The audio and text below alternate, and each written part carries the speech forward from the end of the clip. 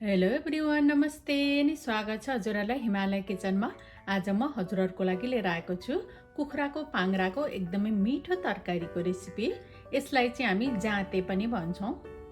ल अब यसको लागि मैले यहाँ कराईमा 2 ठुलो चम्चा तेललाई तताउन राखेको छु। हजुरहरूलाई तेल अलिकति धेरै राख्नु मनपर्छ भने अरू अलिकति धेरै राख्नु होला। तेल राम्ररी तातेपछि मैले यसमा पुरा आधा सानो चम्चा जिरा, एउटा रातो सुकेको खुर्सानी, एउटा तेजपत्तालाई यसरी टुक्रा पारेर राखे।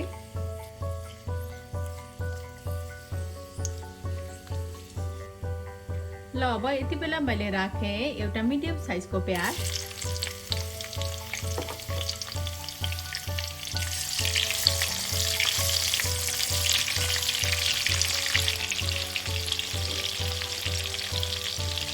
र अब प्याजलाई धेरै बेर फ्राई नगरिकन मैले यसमा राखेँ 300 ग्राम जति कुखुराको पाङ्ग्रा। यसलाई चाहिँ मैले 10 मिनट जति बोइल गरेर अनि यसलाई दुईटा यसरी पिसमा काटेर लिएको छु। हजुरहरूलाई यदि बोइल नगरिकन लिन मनपर्छ भने बोइल नगरिकन लिएर तरकारी बनाउन पनि हुन्छ, तर मैले चाहिँ 10 मिनट यसलाई बोइल गरेर अनि लिएको छु। अब मैले यसलाई राखेँ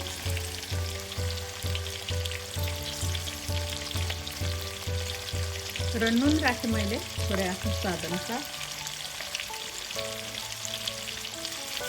अब यसलाई मिडियम टु हाइटमा फेरि चलाउँदै 5-7 मिनट जति यसलाई फ्राई गर्नुपर्छ।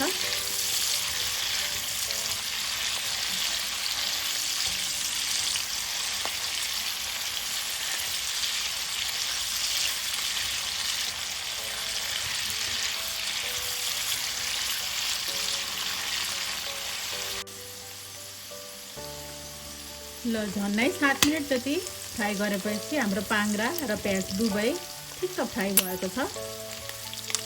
अब यति बेला मैले यसमा राखेँ 1/4 चम्चा बेसार, 1 सानो चम्चा काश्मिरी रातो खुर्सानीको धुलो। हजुरहरूलाई पिरो बनाउनको लागि चाहिँ अरू रातो खुर्सानी यसमा एड गर्न सक्नुहुन्छ हजुरहरूले।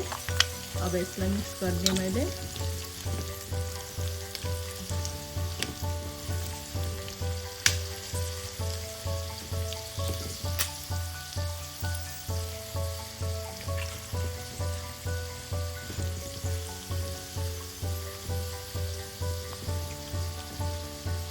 र अब मैले साइडमा राखेँ एउटा मिडियम साइजको टमाटर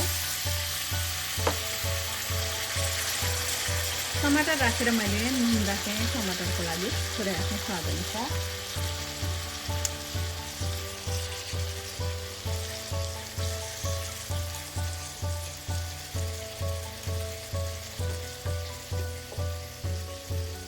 अब मैले यसमा राखेँ 1 चम्चा जति पानी र अब यसलाई छोपेर यो टमाटर राम्ररी गलुन्जेलसम्म यसलाई पकाउनुपर्छ।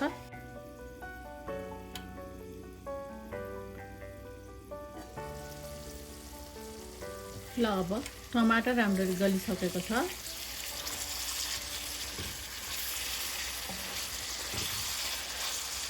यति बेला भएपछि मैले यसमा राखेँ 1 ठुलो चम्चा जिरा र धनियाँको पाउडर, मिक्स गरिदिउँ।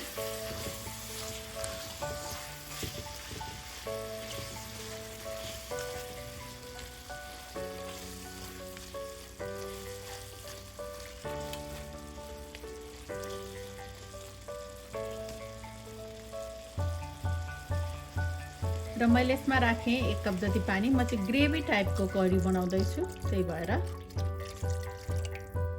यसमा झोल बनाउने हो भने अलिकति धेरै पानी राखेर अनि झोल बनाउँदा पनि एकदमै मिठो हुन्छ।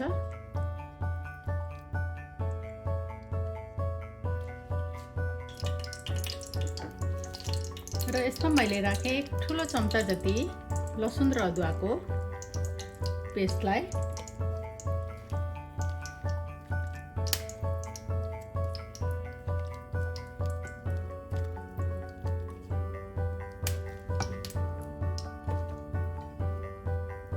अब छोपेर यसलाई 15 मिनट जति पकाउनु पर्छ।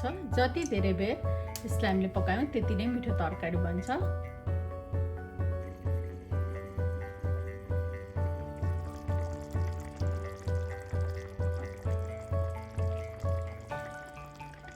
ल 15 मिनट जति पाकेपछि हाम्रो पाङ्ग्राको तरकारी रेडी भएको छ। अघि एकदम हेर्दै खाउँ लाग्ने बनेको छ। अब यसमा म राख्दैछु धनियाको पत्ताहरू। त्यसै गरी मैले राखेँ आधा सानो चम्चा गरम मसला पाउडर। अब यसलाई मिक्स गरिदिउँ र अरू 1-2 मिनट जति यतिकै पकाउँछु म।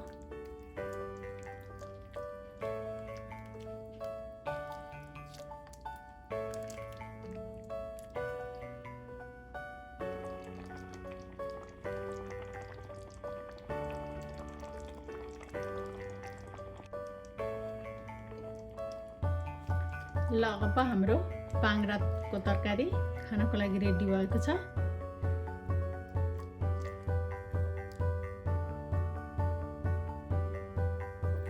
ल एकदमै मिठो कुखुराको पाङ्ग्राको तरकारी चाहिँ अब बनेर खानको लागि रेडी भएको छ। हजुरहरू पनि यसै गरी यसको तरकारी बनाएर खानलाई अवश्य पनि ट्राई गर्नु होला। यसरी सुरुमा केही बेर बोइल गरेर अनि पकाउँदाखेरि एकदमै मिठो हुन्छ यो। हस् त, यो कुखुराको पाङ्ग्राको मिठो तरकारीको रेसिपी हजुरहरूलाई राम्रो लाग्यो भने हाम्रो भिडियोलाई लाइक कमेन्ट सेयर गरिदिनु होला। यस्तै रेसिपीहरूको लागि हाम्रो च्यानललाई सब्सक्राइब पनि गरिदिनु होला। सब्सक्राइब गरिसकेपछि नजिकै रहेको नोटिफिकेसन बेललाई पनि अवश्य पनि क्लिक गरिदिनु होला। फेरि पनि यस्तै मिठो परिकारको रेसिपी लिएर आउने नै छु। हाम्रो भिडियो हेरिदिनु भएकोमा हजुरहरूलाई धेरै धेरै धन्यवाद।